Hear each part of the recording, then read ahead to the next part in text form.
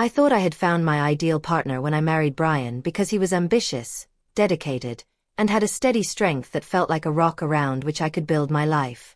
However, being married to a surgeon, especially one as well-respected and in-demand as Brian, is like committing to a life of solitude because his work demands everything of him, leaving me to handle alone. Hello everyone. It's funny how you go through the motions of life and feel like you've got everything figured out, then suddenly realize that you've been drifting, barely hanging on.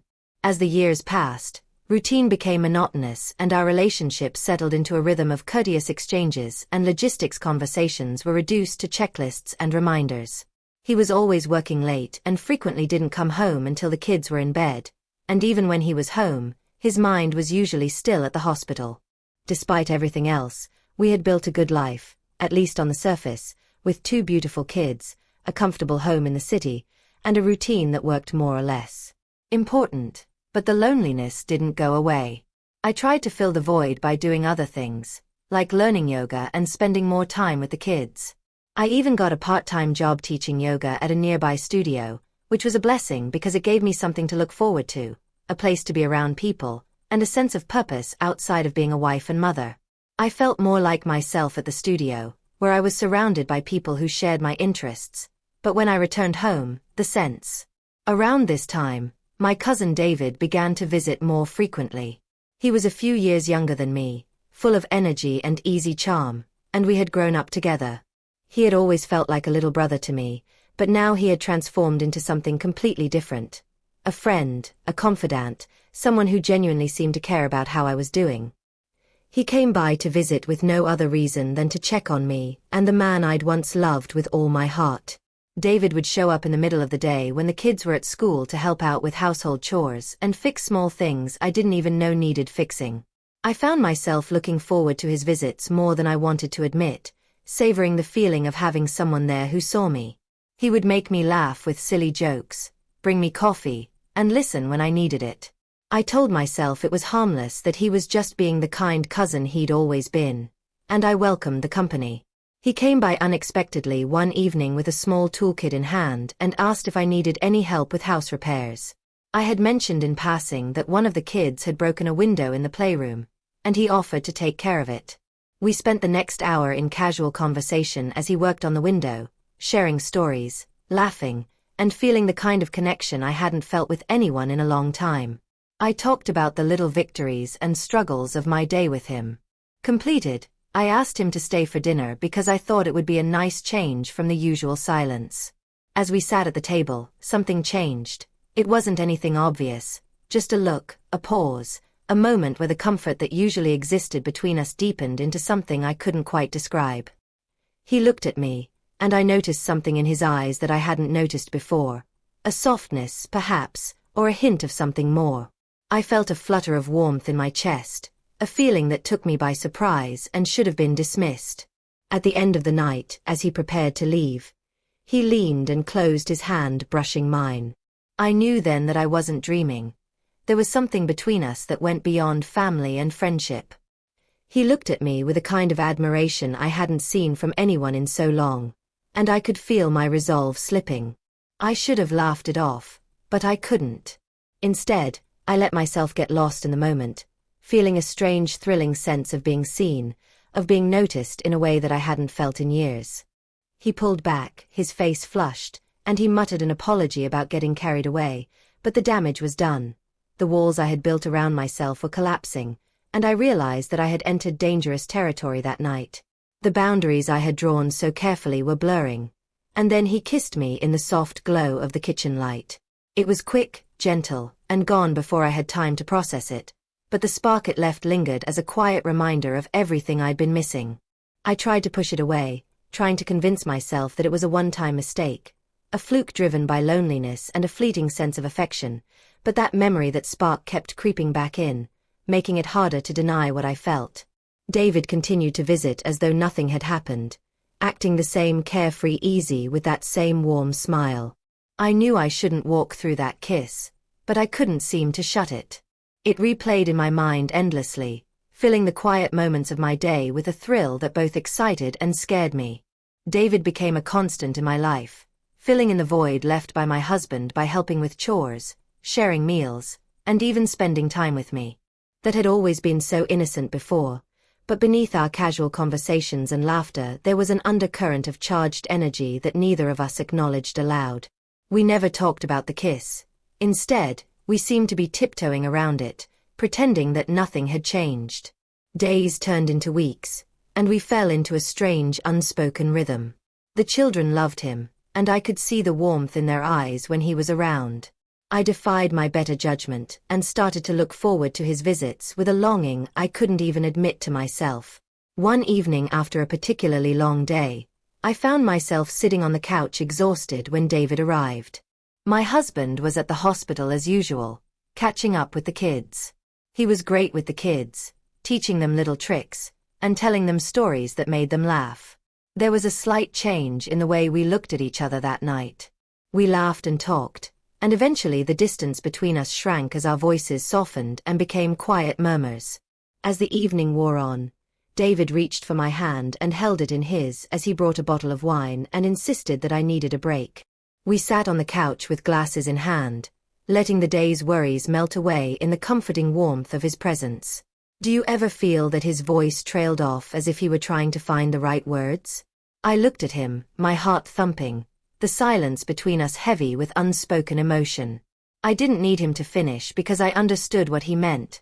The emptiness, the ache of loneliness that had brought us together. As he leaned closer, his hand slipped around my waist, and I let go of the guilt that had been holding me back. I closed my eyes and let myself fall into him. He moved to my shoulders and then traced a gentle path down my arms, drawing me closer until we were completely wrapped up in each other. It felt surreal, forbidden, like something out of a dream, but the warmth of his touch was all too real, grounding me in a way that nothing else had in so long. After that, we sat in silence, the weight of what we had done settling over us like a shadow. He stayed a little while longer, our words sparse. This time, the kiss was softer, slow and deep and careful exploration that neither of us dared to break. Our meetings took on a new meaning after that night. What had once been friendly visits, casual conversations, and innocent laughter became charged with secrecy and tension that neither of us could ignore. Every glance and accidental touch felt like an invitation, a temptation that grew stronger with each encounter. The silence between us was thick with the reality of our actions, and when he finally left, I felt a pang of longing and a need for his presence that I knew I shouldn't feel but couldn't seem to shake. I knew it was wrong and the harm it would cause if anyone found out, but the quiet thrill and comfort of his presence made it impossible to leave as the weeks passed. At first, we were cautious, meeting only occasionally and keeping things brief and hidden, but the more time I spent with him, the harder it became to keep my distance and resist the pull that kept drawing us together. The loneliness that had plagued me for so long was replaced by a different ache that only he could fill. David was the only thing keeping me afloat and the only person who seemed to really see me. The secrecy and constant hiding started to get to me, and I found myself avoiding family gatherings by making excuses not to go to events where I might see his parents or where others might notice something was off. It was harder to bear every time my husband came home late. Every time he hugged the kids or asked me about my day, I felt a twinge of shame and regret that twisted in my stomach, but I couldn't bring myself to stop it. One evening, David and I met in the park under the cover of dusk. It had become our habit to meet in places where we wouldn't be seen, spending brief stolen moments together before returning to our separate lives. As we sat on a bench side by side, I felt the weight of our decisions settle over me, a quiet realization that this path we'd chosen was leading us somewhere dark somewhere. I would pull back when he tried to touch me, and I would turn away, afraid that he would somehow see the truth reflected back at me. He asked, "Are you okay?" in a soft, worried voice. I looked at him and saw the worry in his eyes, the same conflict that mirrored mine. "I don't know," I whispered, feeling a tear slide down my cheek.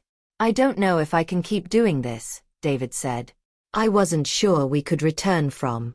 His gentle touch was filled with affection that made my heart hurt, but his eyes also held a sadness and a resignation that told me he understood that he felt the same pull and the same regret. "I don't want to hurt you," he said. After our relationship turned physical, the excitement that had first drew me to David started to warp under the weight of guilt.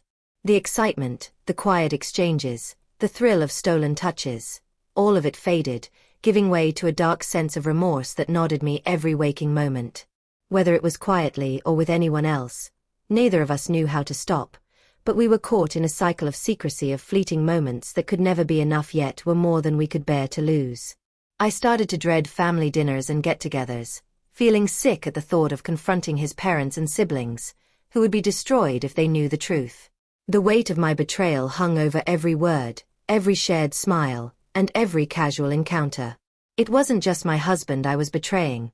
The family who had always trusted me welcomed me with warmth and loyalty. My husband became a painful reminder of my secret. Every hug and gentle touch made me feel ashamed. I could feel him sensing my distance, watching me with a bewildered worry, likely wondering what had gone wrong.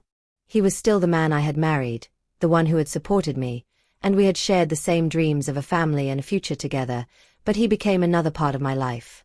I started avoiding gatherings completely, making up reasons why I couldn't come, and avoiding the worried looks of people who noticed my absence at home. I knew I should have broken up with David and found a way to move on from it, but the connection between us was too strong to break. Every moment I had stolen with him felt like a balm for the emptiness I'd been feeling for so long, a quiet refuge that filled me with loneliness even as it left me hollow. The routine I was failing at, another person I had let down in those moments alone late at night when the house was silent. The internal conflict would hit the hardest. I would lie there staring at the ceiling, trapped between regret and desire. With remorse, but I knew we were skating on thin ice with every message we exchanged and every rushed encounter. The thrill of secrecy was a double-edged sword, adding both excitement and dread. Something would inevitably slip, and one of us would make a mistake. However, when that moment arrived, it wasn't at all what I had anticipated. One evening after a typical family dinner at our house, I left my phone on the kitchen counter while I cleaned up. My husband's typically kind and exhausted expression softened as he leaned in to give me a. Even though it made my guilt feel heavier on my chest, I almost felt a sense of relief at his warmth as he gave me a quick hug before picking up a towel to dry the dishes. However, out of the corner of my eye, I noticed him pause, his gaze fixed on my phone. I followed his gaze, my stomach dropping as I realized what he was looking at, a preview of a message from David that had just popped up. It was brief and simple, but it held an intimacy that was impossible to. My heart was racing as he picked up my phone, his eyes narrowing as he read the words, his face changing from bewilderment to horror to pure unadulterated rage. He turned to face me, his dark eyes searching my face for any indication that this wasn't real, that he hadn't just learned of his wife's betrayal with a member of his own family. "Is this a joke?" he asked, his voice shaking as if he was still in shock. "Tell me, this isn't real." My mouth was drying up. Mouth to speak, to say something that would calm the horror in his eyes, but nothing came out. The messages spoke for themselves. They contained every tender conversation, every promise that was whispered, every moment of weakness that had brought me to David. Each message was a betrayal written in my own words, a confession I couldn't ignore, and the silence between us was heavy and intolerable. Then, like a dam breaking, his voice burst forth, raw and broken. "How could you do this with him?" His words laced with a mixture of. His anger was a force of its own, filling the room and pressing in on me until I felt like I couldn't breathe. Every accusation and bitter question he threw at me was something I'd asked myself 100 times, but hearing them from him and seeing the betrayal in his eyes brought the reality of what I'd done crashing down with a new painful clarity. I tried to speak, but nothing I could say would matter. "What were you thinking with my own family?" House because just then David walked in his face, drawn, worried. He looked quickly between us, assessing the situation, and his expression hardened. He stepped forward, turning to face my husband, and said, "Look, this isn't what it looks like." His voice started out calm but tense, and my husband interrupted him with a harsh gesture. "You think I'm blind, David, that I can't read," he said, shaking with rage. "You've been sneaking around with my wife, your own wife, and you expect me to believe?" David didn't try to explain it, but my husband's anger was a wall he couldn't break through. I saw the storm of emotions in his eyes, angry, betrayed, disbelieving, and deeply hurt, and it made my chest hurt. He wasn't just my husband, he was also David's family, someone who had trusted us both and believed in our commitment and loyalty. You destroyed everything, and I let you into my life and my home, and this is what you two do behind the scenes. I didn't want this to happen, David said quietly. But my husband wasn't listening. He roared, "You didn't want it, but you did it anyway, you both did." His words reverberated through the kitchen, raw and unforgiving, and I could feel David bracing himself. His hands were clenched into fists at his sides, and his jaws were set. Was this some game for you, a way to make up for whatever was missing? He turned to me, his face a mix of rage and devastation. My husband turned to David, his voice hard and cold, and he said, "Get out." The accusation hurt, and I felt the tears burning in my eyes, the weight of my actions pressing down on me with a force that made it difficult to stand. However, even as I tried to explain, to find the words that would make him understand that the truth was clear, there was nothing I could do to undo the damage I caused, and every excuse I made sounded hollow and meaningless in the face of the betrayal we had committed. David hesitated, looking at me with a helpless, almost desperate expression, but there was nothing he could do without saying another word. He turned and left me alone with my husband standing in the wreckage of the life we built together. My husband turned back to me, his face etched with a pain that I would carry with me for the rest of my life. "I trusted you," he whispered. "I loved you, and this. This finality left no room for debate. I opened my mouth to say, 'Is what you give me in return,' but the expression in his eyes stopped me in my tracks. There was no sympathy or forgiveness, only the heartbreaking betrayal of a man who had given everything only to have it all shattered by the people he had trusted most. The confrontation left me hollow, stripped of all defenses and excuses, and I had destroyed everything I held dear. As my husband turned and left me alone in the silence, I felt the full unbearable weight of what I'd committed. I didn't blame him. I hardly recognized myself either. The house that had once been our family's sanctuary turned into a frigid, strange place within a week, and I left the house I shared with my husband and the kids. The aftermath was swift and cruel, and he hardly spoke to me after that night. The silence between us was as thick and immovable as a wall, and he moved through the house like a ghost, his eyes empty, his presence a constant reminder of what I had destroyed. Finding a small furnished apartment across town and packing a few bags was the only thing I could think of to give them some space and a small reprieve from the constant reminder of my betrayal. As I was leaving, I hugged my kids goodbye and made a promise I wasn't sure how to keep, and as I walked out, the reality of what I'd done settled over me with the weight of something final in the days that followed. The life I knew seemed to be slipping further and further out of reach as my husband proceeded with full custody proceedings. His only focus was on the children, shielding them from any further harm my actions could cause, and even though it hurt, I knew he was right. They deserved better than the chaos I'd brought about. He wasted no time in filing for divorce, and every day brought new legal documents, all of which were a clear signal that he was intent on severing all connections between us. Every conversation felt like a reminder of my mistakes, a reminder of the life I'd thrown away, but it was the family's response that left me feeling truly exiled. The betrayal had rushed through the family like a shock wave, and the news had spread quickly as these things always do. I'd left my husband, my kids, my home, and any sense of belonging with them. My friends, who knew only tidbits of what had happened, were cautious but supportive. In the silence of my new apartment, I was left alone with my thoughts and the memories of every bad decision I had ever made. And the truth of what I had done set in for everyone who had once trusted and accepted me. David was also alienated, his relationships were broken, and his presence was a source of shame and anger within his family. No one could look at either of us the same way, and I couldn't blame them because we had betrayed the trust of those closest to us.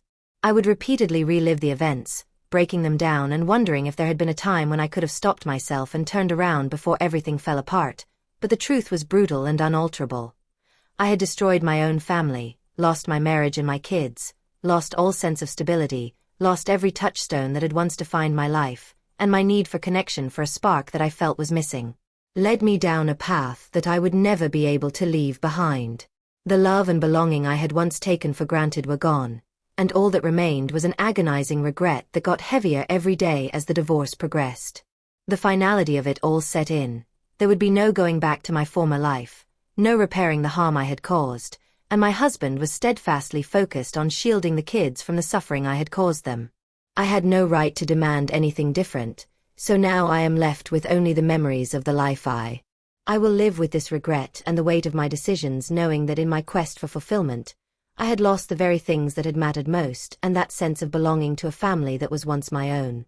Once held in my hands, the relationships that once provided me with security and comfort were destroyed by my own choices, taking with them any sense of who I was. I am now an outsider, cut off from the people who once loved and trusted me, a stranger even to myself. No longer mine will be a continual reminder of the life I wasted, haunting me every day.